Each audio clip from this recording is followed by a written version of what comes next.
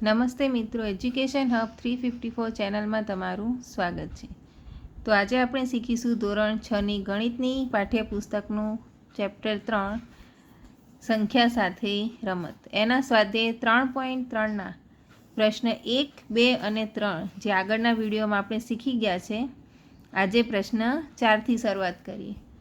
તો ચાલો શરૂઆત કરીએ કે પ્રશ્ન 4, વિભાજ્યતાની ચાવીનો ઉપયોગ કરીને નીચેનામાંથી કઈ સંખ્યા 11 વડે વિભાજ્ય છે તે નક્કી કરો। તો એના માટે સૌથી પહેલાં 11ની વિભાજ્યતાની ચાવી યાદ કરી લઈએ કે આપેલ સંખ્યાના જમણી બાજુથી એકી સ્થાને આવેલા અંકોનો સરવાળો અને બેકી સ્થાને આવેલા અંકોના સરવાળા વચ્ચેનો તફાવત 0 હોય કે 11થી ભાગી શકાય તેવો હોય તો તે 11થી વિભાજ્ય છે। હવે રકમ સમજીએ।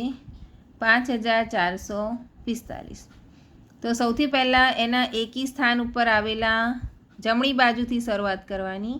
એકી સ્થાન ઉપર આવેલા અંકોનો સરવાળો એટલે કે 5 અને 4 એ બંનેનો સરવાળો કરતાં જવાબ 9 મળ્યો। ત્યારબાદ બેકી સ્થાન ઉપર આવેલા અંકોનો સરવાળો એટલે કે 4 વત્તા 5 તો એનો જવાબ 9 મળ્યો। હવે આ બંને જે જવાબ મળે છે એ બંનેનો તફાવત શોધવાનો। તફાવત એટલે કે માઇનસ કરવાના। 9 માઇનસ 9 એટલે કે જવાબ આપણને 0 મળે છે। જો જવાબ 0 મળે તો 11 વડે વિભાજ્ય છે। બીજી રકમ સમજીએ। 10,824। તો જમણી બાજુથી એકી સ્થાન લઈએ 4, 8 અને 1 તો એનો સરવાળો આપણને 13 મળે છે। બેકી સ્થાનની સંખ્યા લઈએ 2 અને 0 તો એનો જવાબ આપણને 2 મળે છે। ત્યારબાદ તેનો તફાવત લઈએ તો 13 માઇનસ 2 એટલે કે જવાબ મળશે આપણને 11। જો 11થી ભાગી શકાય તેવો જવાબ હોય તો પણ તે સંખ્યા 11 વડે વિભાજ્ય છે। ત્યારબાદની રકમ જોઈએ।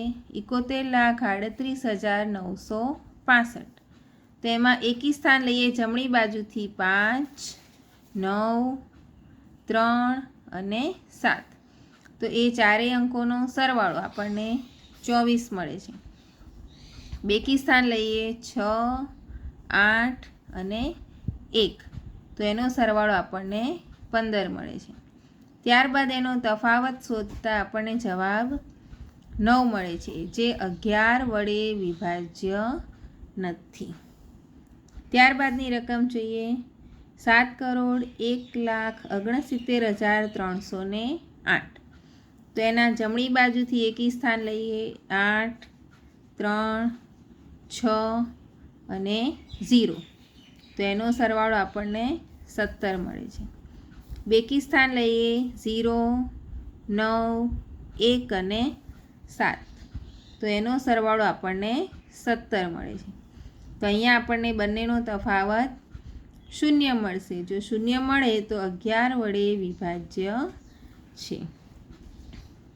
ત્યારબાદની રકમ લઈએ 1,01,00,001 એટલે કે એકી સ્થાન ઉપર 1, 0, 0, 1 બરાબર 1। બેકી સ્થાન ઉપર 0, 0, 0, 1 બરાબર 1 તો તેનો તફાવત 1 માઇનસ 1 બરાબર 0 એટલે કે 11 વડે વિભાજ્ય છે। ત્યારબાદ આગળની રકમ છે 9,01,153। તો એકી સ્થાન ઉપરના અંકો જોઈએ 3, 1 અને 0 એટલે કે એનો જવાબ મળશે આપણને 4।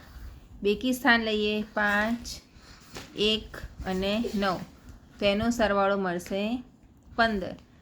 બંનેનો તફાવત શોધતા આપણને 11 મળે છે એટલે કે 11 વડે વિભાજ્ય છે। ત્યારબાદની રકમ છે પ્રશ્ન 5 કે નીચે આપેલી સંખ્યાની દરેક ખાલી જગ્યામાં સૌથી નાનો અને સૌથી મોટો અંક લખો જેથી તે સંખ્યાને 3 વડે ભાગી શકાય।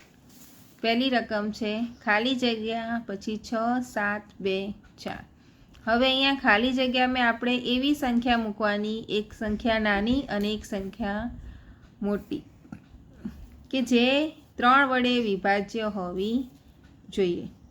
તો 3ની વિભાજ્ય માટે 3ની વિભાજ્યતાની ચાવી યાદ કરી લઈએ કે આપેલા તમામ અંકોનો સરવાળો 3નો અવયવી હોવો જોઈએ. તો અહીંયા આપેલા અંકો લીધા છે આપણે 4, 2, 7 અને 6. તો એ 4 અંકોનો સરવાળો 19 મળે છે. હવે 19માં તમે કઈ નાની સંખ્યા ઉમેરો તો તમને જવાબમાં 3નો અવયવી મળવો જોઈએ.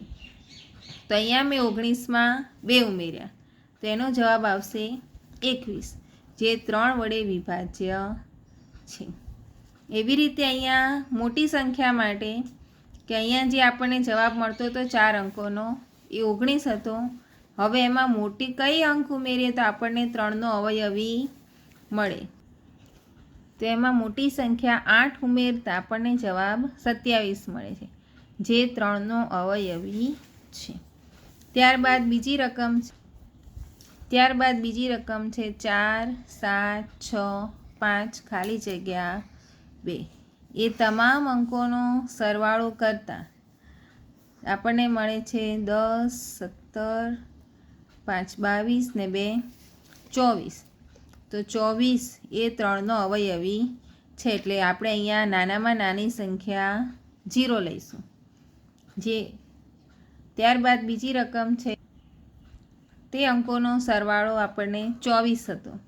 હવે એમાં મોટી કઈ સંખ્યા ઉમેરીએ તો જે 3નો અવયવી બને, તો એમાં 9 ઉમેરતા 33 જવાબ મળે છે, જે 3નો અવયવી છે, માટે કે 3 વડે વિભાજ્ય છે. ત્યારબાદનો પ્રશ્ન 6, કે નીચે આપેલી સંખ્યાની દરેક ખાલી જગ્યામાં એવો અંક લખો કે જે 11 વડે વિભાજ્ય હોય. તો એકી સ્થાન લઈએ આપણે કે 9, 3 અને 2. તો એ અંકોનો સરવાળો 14 છે. બેકી સ્થાન લઈએ તો 8 ખાલી જગ્યા અને 9. તો અહીંયા જવાબ મળે 15. 17. હવે 17માં આપણે કેટલા ઉમેરીએ કે જેથી અહીંયા આપણને 25 મળ્યા, અને 25માંથી આ બંનેનો તફાવત કરતાં આપણને જવાબ 11 મળે. એટલે કે 17માં 9 ઉમેરતા 25 થયા, 25 - 14 બરાબર 11, જે 11 વડે વિભાજ્ય છે. ત્યારબાદ બીજી રકમ છે 8 ખાલી જગ્યા 9, 4, 8, 4. તો એકી સ્થાને આવેલા અંકો જોઈએ 4, 4 અને ખાલી જગ્યા, એટલે કે 4 ને 4 8, પછી ખાલી જગ્યા. બેકી સ્થાનના જોઈએ 8, 9, 8. તો એનો સરવાળો મળે છે આપણને 25. હવે અહીંયા 25 છે અને અહીંયા આપણને 8 સરવાળો મળ્યો. તો અહીંયા કેટલા ઉમેરતા આપણને અહીંયા 11 વડે વિભાજ્ય સંખ્યા મળે. તો અહીંયા 6 ઉમેરીએ આપણે તો અહીંયા થઈ જાય 14. તો 25 - 14 કરતાં આપણને 11 મળે, જે 11 વડે વિભાજ્ય છે. તો મિત્રો આજે આપણે સ્વાધ્યાય 3.3ના દાખલા સમજ્યા. હવે આપણે આગળના વિડીયોમાં સ્વાધ્યાય 3.4 શીખીશું. ત્યાં સુધી જો તમને કોઈ પ્રશ્ન હોય તો તમે કોમેન્ટમાં મને પૂછી શકો છો. ત્યાં સુધી મારી ચેનલને લાઇક, શેર અને સબસ્ક્રાઈબ કરજો. Thank you.